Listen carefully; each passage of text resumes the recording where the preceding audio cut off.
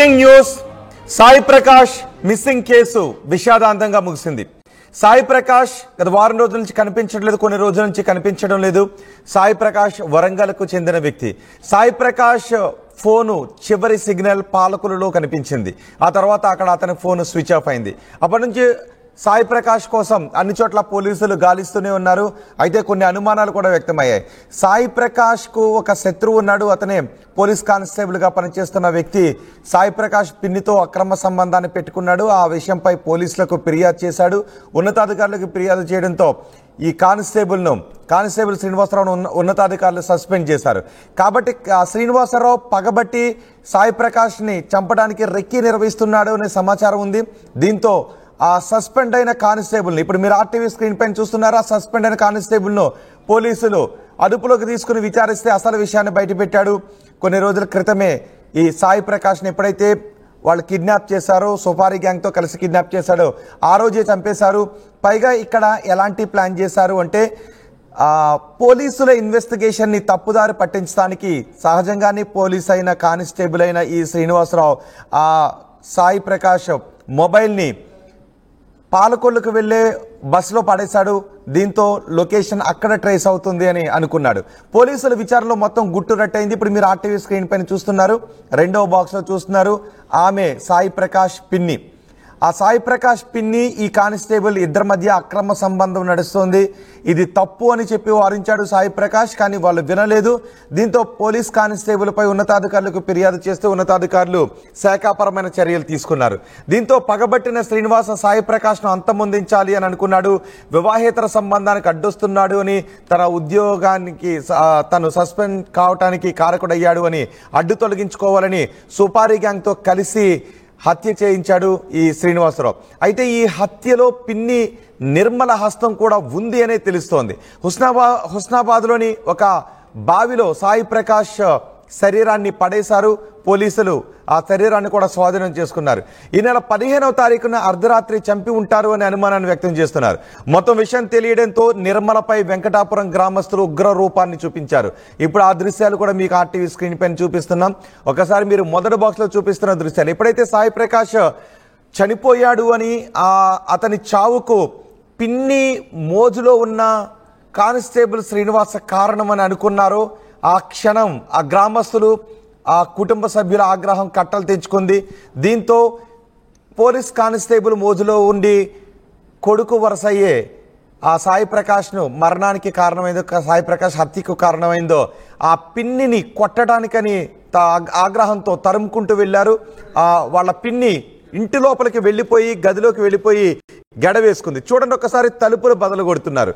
మొత్తం గ్రామస్తులంతా ఆగ్రహంతో ఊగిపోయారు. ఆ పిన్నే కుమారుడి హత్యకు కారణం అని తెలిసిన వెంటనే లోపలికి వెళ్ళి తలుపులేసుకున్న పిన్నిని బయటకు తీసుకుని రావడానికి, పిన్ని నిర్మలను బయటకు తీసుకుని రావడానికి గుణపంతో తలుపులు బదలగొడుతున్న దృశ్యాలు చూడండి. ఆ తర్వాత లోపల ఏం జరిగిందో తెలుసా? ఒక్కసారి తలుపులు తీసిన తర్వాత ఏం జరుగుతుందో చూడండి. అక్కడ మేము ఒక వీడియోని కట్ చేసి చూపిస్తున్నాం.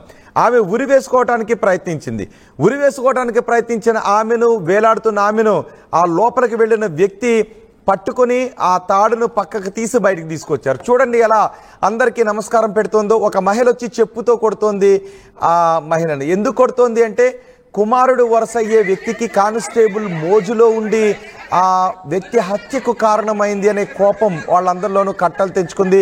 అందుకే ఆమెను గదిలో నుంచి బయటకు తీసుకొని వచ్చి రోడ్డు పైన ఈడ్చుకుంటూ కొట్టుకుంటూ తీసుకుని వెళ్తున్నారు. నిజానికి మహిళను కొడుతున్న దృశ్యాలు కొంత బాధాకరమే అనిపిస్తాయి. ఒక మహిళను కొడుతున్న సన్నివేశం కొంత బాధాకరమే అనిపిస్తుంది. కానీ ఆమె చేసిన తప్పు, ఒక కానిస్టేబుల్ మోజులో ఉండి మరొక వ్యక్తి, కొడుకు వరుస అయ్యే వ్యక్తి మరణానికి కారణమైంది, కొడుకు వరుస అయ్యే వ్యక్తి హత్యకు కారణమైంది. అందుకే మహిళల్లో ఆగ్రహం కట్టలు తెంచుకుంది. అక్కడున్న కొంతమంది పురుషులు వద్దు అని వారిస్తున్నప్పటికీ మహిళల్లో కట్టలు తెంచుకున్న ఆగ్రహం ఆమెపై చెప్పులతో దాడి చేసే విధంగా పురుగొల్పింది. నిజానికి ఒక మహిళను అలా నడి రోడ్డుపై పెట్టి కొట్టడం బాధాకరమే. అది ప్రోత్సహించదగింది కాదు, అలా కొట్టదగిన విషయం కాదు. కానీ వాళ్ళలో ఆ క్షణం ఆగ్రహం కట్టలు తెంచుకుంది. అన్నీ కూడా మర్చిపోయారు వాళ్ళు. కానిస్టేబుల్ మోజులో ఉండి కొడుకు మరణానికి కారణం, కొడుకు హత్యకు కారణమైన నిర్మలపై ఒక్కసారిగా గ్రామస్తులంతా ఆగ్రహాన్ని కట్టలు తెంచుకుంది.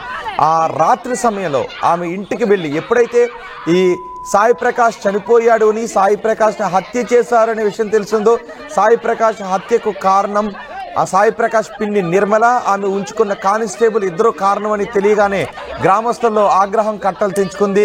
కానిస్టేబుల్ మోజులో, ప్రియుడు మోజులో ఉండి కొడుకు వరుసయ్యే వ్యక్తిని చంపించేస్తావా అంటూ ఆమెను దుర్భాషలాడుతూ బయటకు తీసుకొచ్చి కొట్టుకుంటూ తీసుకుని వెళ్ళి పోలీసులకు అప్పగించారు. నిజానికి ఆమె ఆ గ్రామస్తులందరూ కూడా తన ఇంటిపై దాడికి వస్తున్నారు, తను ప్రియుడిపై మోజులో ఉండి కొడుకును చంపించేశాననే విషయం వీళ్ళకి తెలిసిపోయిందనే భయంతో ఆమె గదిలోకి వెళ్ళి ఉరివేసుకునే ప్రయత్నం చేసింది. ఆ ఉరివేసుకునే ప్రయత్నం చేస్తున్న ఆమెను తలుపులు పగలగొట్టి లోపలికి వెళ్ళి ఆమెను తీసుకుని వచ్చి పోలీస్ స్టేషన్కి తీసుకుని వెళ్తున్న దృశ్యాలే ఇప్పుడు మీరు ఆర్టీవీ స్క్రీన్ పైన చూస్తున్నారు. నిర్మలను బయటకు తీసుకొస్తున్న దృశ్యాలు మొదటి బాక్స్లో చూస్తున్నారు. ఆమెను పోలీస్ స్టేషన్కి చూడండి, రెండో బాక్స్లో పోలీస్ స్టేషన్కి తీసుకొచ్చారు, పోలీస్ స్టేషన్లో అప్పగించారు గ్రామస్తులు. సాయి ప్రకాష్ది ములుగు జిల్లా వెంకటాపురం. అతను స్వచ్ఛంద సంస్థను ఏర్పాటు చేశాడు, సామాజిక సేవ కూడా చేస్తూ ఉంటాడు. అయితే కానిస్టేబుల్ శ్రీనివాస్తో ఈ సాయి పిన్ని నిర్మలకు అక్రమ సంబంధం ఉంది, ఆ అక్రమ సంబంధం తప్పు వద్దు అని చెప్పే ప్రయత్నం చేశాడు. కానీ వాళ్ళు వినలేదు. సాయి ప్రకాష్ పైన దుర్భాషలు ఆడటం మొదలు పెడుతూ ఉండటంతో సాయి ప్రకాష్ ఈ విషయాన్ని ఉన్నతాధికారుల దృష్టికి తీసుకుని వెళ్ళి కానిస్టేబుల్ శ్రీనివాసరావు సస్పెండ్ కావడానికి కారణమయ్యాడు. కానిస్టేబుల్ శ్రీనివాసరావును జాబ్ నుంచి సస్పెండ్ చేయించాడు అనే కోపం శ్రీనివాస్లో ఉంది. తన మోజుకు అక్రమ సంబంధానికి అడ్డొస్తున్నాడు అనే కోపం నిర్మల్లోనే ఉంది. దీంతో సాయి ప్రకాష్ను అడ్డు తొలగించుకోవాలి అని ఒక క్రూరమైన ప్లాన్ చేశారు. కక్ష పెంచుకుని సాయి ప్రకాష్ను కిడ్నాప్ చేయించారు. సుపారీ గ్యాంగ్తో కిడ్నాప్ చేయించి హత్య చేయించారు. హత్య చేయించిన తర్వాత అతని దేహాన్ని ఒక చెరువులో పడేశారు. ఆ తర్వాత అతని మొబైల్ ఫోన్ను కాజీపేట నర్సాపూర్ ఎక్స్ప్రెస్లో పడేశారు ఆ నిందితులు. ఆ రైల్లో పడేయడంతో అతను పాలకొల్లు వైపు వెళ్ళిపోయాడు అని పోలీసులు అనుకుంటారు అని పోలీసు బుద్ధిని చూపించాడు ఇక్కడ. కానీ పోలీసు ఉన్నతాధికారులు అంతకంటే తెలివైన వాళ్ళు కాబట్టి ఆ కేసును విచారించి పోలీస్ స్టైల్లో విచారిస్తే కానిస్టేబుల్ మోజు వ్యవహారం, కానిస్టేబుల్ అక్రమ సంబంధం, కానిస్టేబుల్ హత్య చేయించిన వ్యవహారం, కానిస్టేబుల్కి అతని సాయి ప్రకాష్ పిన్ని నిర్మలకు మధ్య జరుగుతున్న ఈ మోజు వ్యవహారం బయటకు వచ్చింది. దీంతో ఆ గ్రామస్తుల ఆగ్రహాన్ని ఎవరు కూడా ఆపలేకపోయారు. వాళ్ళందరూ పిన్నిని సాయి ప్రకాష్ పిన్ని నిర్మలను కొట్టుకుంటూ తీసుకుని వెళ్ళారు, పోలీస్ స్టేషన్కి తీసుకువెళ్ళి అప్పగించారు. పోలీస్ స్టేషన్లో ఇప్పుడు పోలీసులు మొత్తం కేసు విచారణ జరుపుతున్నారు. పిన్ని పాత్ర ఎంత ఉంది అని. ఆ పిన్ని కానిస్టేబుల్ మోజులో ఉంది. కానీ ఆ సాయి ప్రకాష్ మరణానికి, సాయి ప్రకాష్ హత్య విషయం ఆ నిర్మలకు తెలుసా లేదా అనే విషయంపై కూడా ఇప్పుడు పోలీసులు ఇన్వెస్టిగేషన్ చేస్తున్నారు. ఎంత దుర్మార్గం చూడండి. ఒకసారి కొడుకు వరుసయ్యే వ్యక్తిని చంపించేసి అతని ఫోన్ను ఇన్వెస్టిగేషన్ తప్పుదారి పట్టించడం కోసం అతని ఫోన్ను నర్సాపూర్ వెళ్ళే ఎక్స్ప్రెస్లో పడేశారు.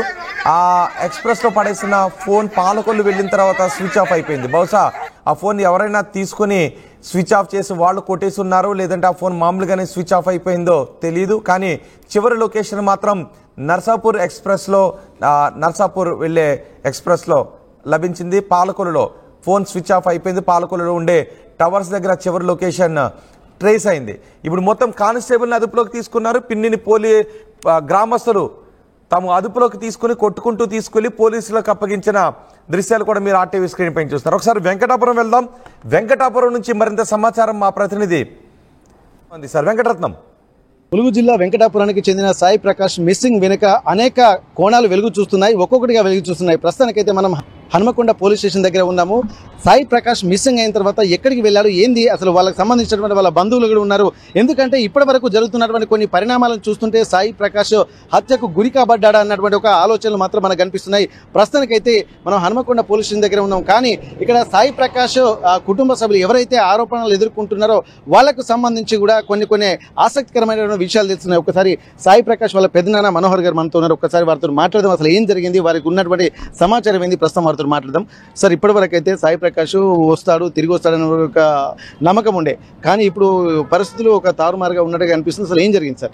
ఏం లేదు సార్, గతంలో ఆర్టీవీతో మేము పొద్దున కూడా సంభాషణ చేసినాం. అందులో భాగంగా మేము ఎవరైతే ఎక్స్పెక్ట్ చేసినామో ఆ కానిస్టేబుల్ శ్రీనివాసరావు, ఆ నిర్మల అనే ఇల్లీగల్ కాంట్రాక్ట్ పెట్టుకున్న అమ్మాయి ఇద్దరు కలిసి చెక్ చేసి ఆ సమాచారం సాయి ప్రకాష్ ఆ రోజు హాస్పిటల్లో దింపిన తక్షణమే మా గెస్సింగ్ కూడా యథార్థమైంది. ఆ కానిస్టేబుల్ బృందం కొంతమంది గూండాలని తయారు చేసుకొని ఆటో వెంబడించి ఆ కారును ఫాలో అయ్యి ఆ రాత్రి 10:30కే ఆల్రెడీ ఆ Sai Prakash phone land over చేసుకొని బయటకు అవుట్కట్ తీసుకుపోయి సాయి ప్రకాశ్ని చంపేసినట్టు కూడా మాకు నిర్ధారణ అయింది. పోలీసు ఒక నిర్ధారణకు వచ్చిండ్రు. ఇప్పుడే అందిన సమాచారం ప్రకారం మాకు ఇంకా ఆధారాలు పూర్తిగా చేతికి రాలేదు. ఆ బాడీ ఎక్కడ ఉందో ఇంకా పూర్తిగా మాకు వివరాలు పోలీసుల ఆధీనంలో ఉన్నట్టు తెలిసింది. కారు కూడా స్విమ్మింగ్ పూల్ ఉంది డంపింగ్ యార్డ్ పక్కన హన్మకొండలో. ఆ డంపింగ్ యార్డ్ స్విమ్మింగ్ పూలల్లో ఆ కారుని స్టిక్కరింగ్ నెంబర్ ప్లేట్లన్నీ వీకేసి మన కారు గుర్తుపట్టకుండా పక్కకు పడేసారు. బాడీని మాకు తెలిసిన సమాచారం ప్రకారం పక్క జిల్లా బోర్డర్లో ఎక్కడో బావిలో పడేసిన ఆచూకీ తెలిసింది. దాన్ని నైట్ పూట పాటు పొద్దుటే చూస్తా ఉన్నారు.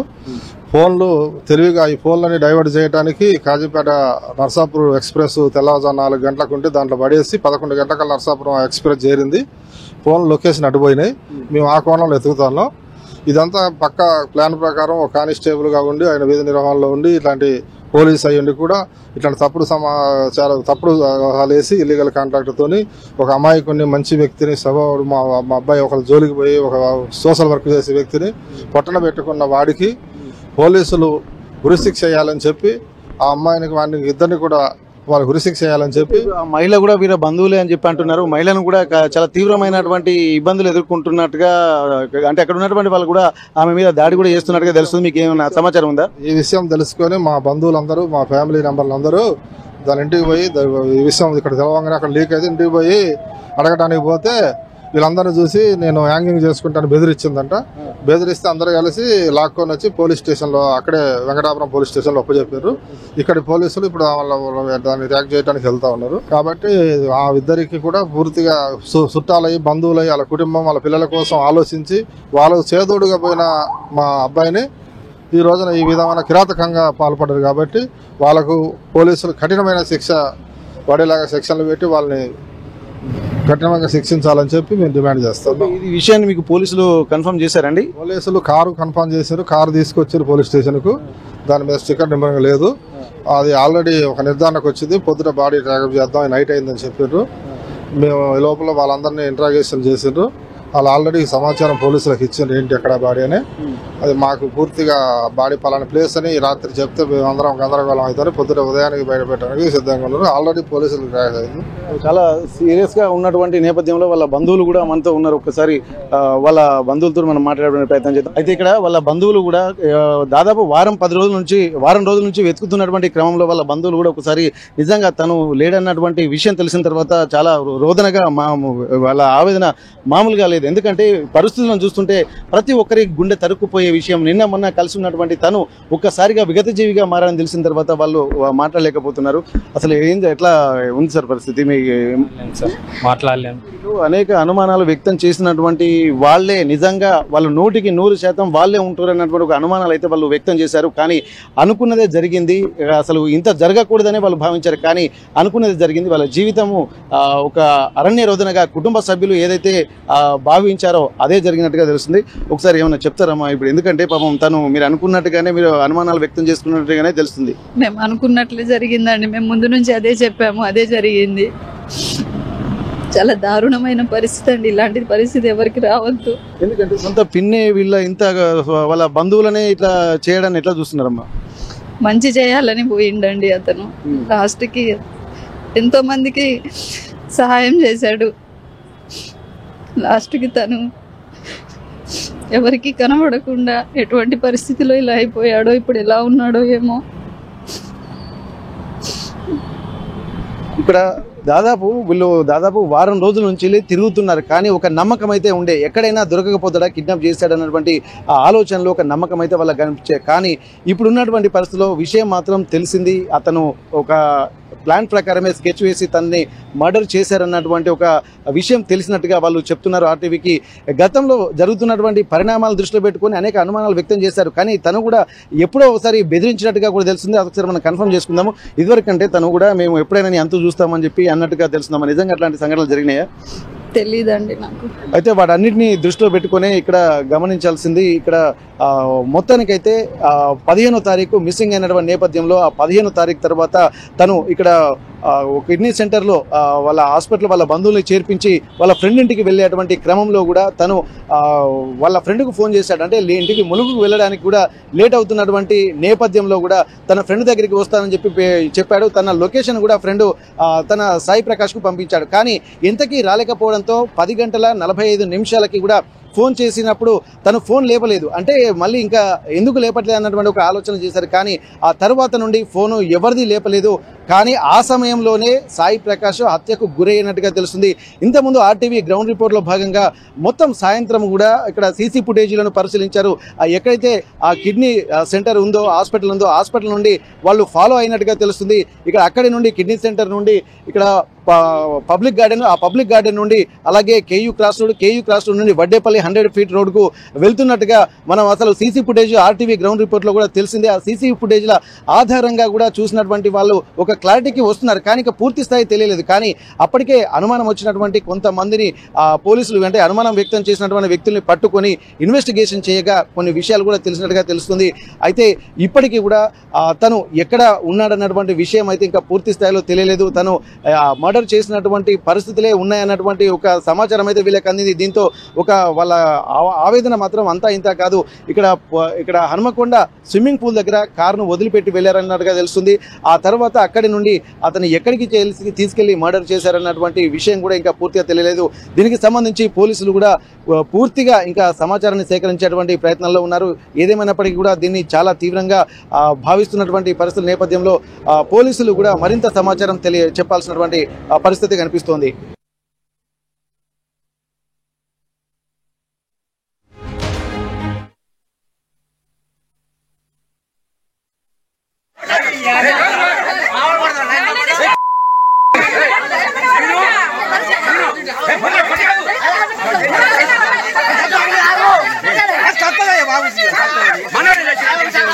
మనిషికి